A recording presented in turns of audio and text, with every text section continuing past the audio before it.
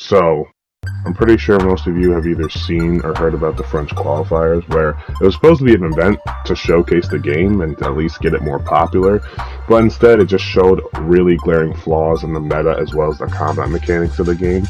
And just in case you haven't actually seen it, here's a clip for you. Going to have superhero DLC, and who knows what they've got planned for the future as well. So, let's see. But starting out here, we're flying around for a bit. Oh my god, Shuri. Yeah. So what I'm going to be talking about today is really the overall team balancing and some of the character differences between Budokai Tenkaichi 3 and Sparking Zero when it comes to the androids. But all in all, really a lot of this could have just been avoided if they took the original template from Budokai Tenkaichi 3 just to assist in the game being overall mechanically sound.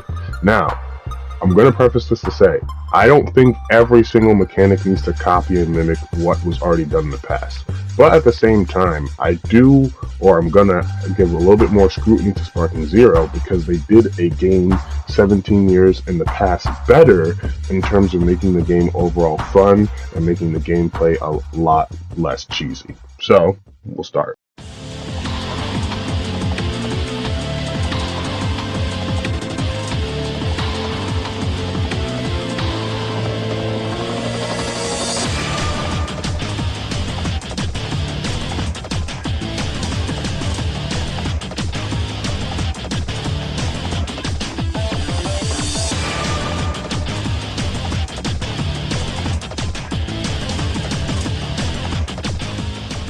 So as seen from the clips that were shown, in Sparking Zero opposed to BT3, androids don't use any Kilo Dragon Dash. And that's a fundamental issue with the meta of this game because now people are using that technique to run away and hide and run out the clock. Which is honestly a sad strategy, but it had to be showcased because it is a fundamental problem. Now in Budokai Tenkaichi 3, that wasn't the case. And the reason why it wasn't an issue in Budokai Tenkaichi 3 in the first place was that everyone had very fast movement in general. And I'll show you a clip comparing Sparking Zero's new way of moving versus Budokai Tenkaichi 3's way of moving in order to approach the opponent. Now we see here that Android 20 is using quite a bit of ki just to move quickly around the arena, and this is fundamentally an issue because if you notice, just to approach your opponent, you're putting yourself in danger of getting hit with ki blasts or things of that nature.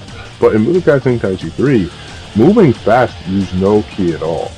You could see here, he's moving faster than what we get in Sparking Zero with the quick dash mechanic, and it's all free. Stop on a dime, dodge ki blast, no issue. It's all just up to you on how you use your movement. And of course, that's not the only issue we saw with the France tournament this past weekend. There's other fundamental issues with team play. One would have to be spawn location, whether you're spawning in or if your opponent dies, or whether if you die or you lose a teammate.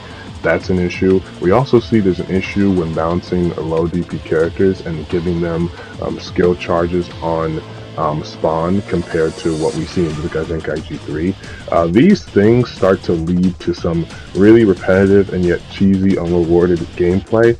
And the point of it is that we want this game to be fun and also fun to watch. If something's not fun to watch, it's probably also not fun at the same time.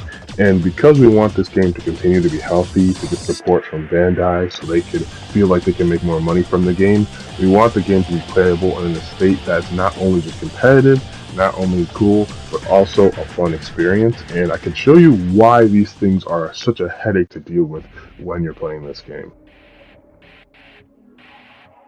Now this mechanic really shouldn't be overlooked because we see a lot of dead time where no one's really engaging with each other because they can't see each other. The game has an abysmal lock-on mechanic anyway, and at the same time you're so far away from their opponent, that person could either enter max power mode, sparking, or that person can launch an attack or do something rather cheeky, get some ki in while you can't engage with them because now you're so far away from the dead character that you killed at the top of the screen, nothing's really happening. And that dead time really leads to cheesy moments. It was shown during the tournament, and you see it in ranked play right now. But look at how Budokai Tenkaichi 3 handles this issue.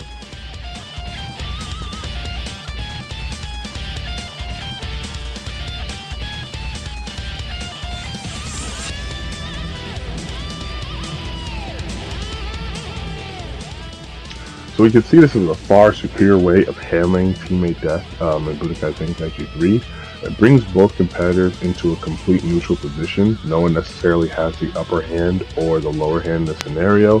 An opponent that might be down from across the stage, they could have the opportunity in Sparking Zero to charge the max power mode, and even though they were in a disadvantaged state from when they were dead because they lost a character, it's almost like a hidden catch-up mechanic, because now the opponent's not locked onto them, they can charge and do whatever they want, and the only way to counteract that is to also switch your character, so now you're using what you should have had as an advantage state into a disadvantage state, because now you just reset your switch out timer.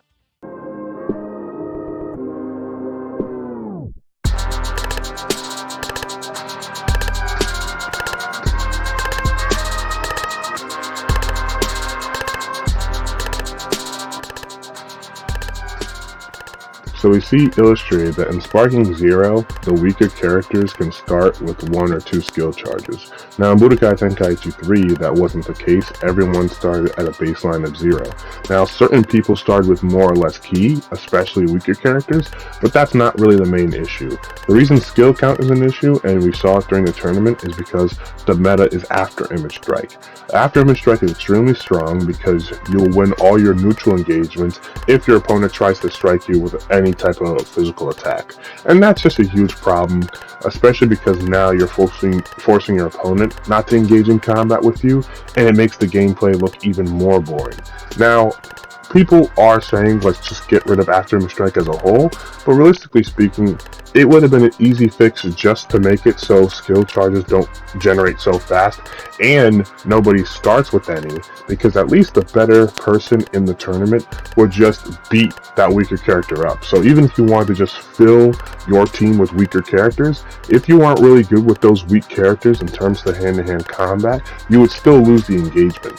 But we're seeing even in team battle during rank that people are really not that good and can start to place pretty high simply because of the meta itself. And that really takes away from what we liked about this type of fighting style, the Budokai Tenkaichi series as a whole. And so, realistically speaking, that needs to go. I do want to give props to the people that were competing in the tournament. It's really nice that they decided to take some time to really showcase some glaring issues with the game. Some might feel that, hey, why did they have to play like that? You know, they could have done a lot more, showcase the game better. But realistically speaking, if you want to play online and ranked, those type of metas are what people are going to actually try to run.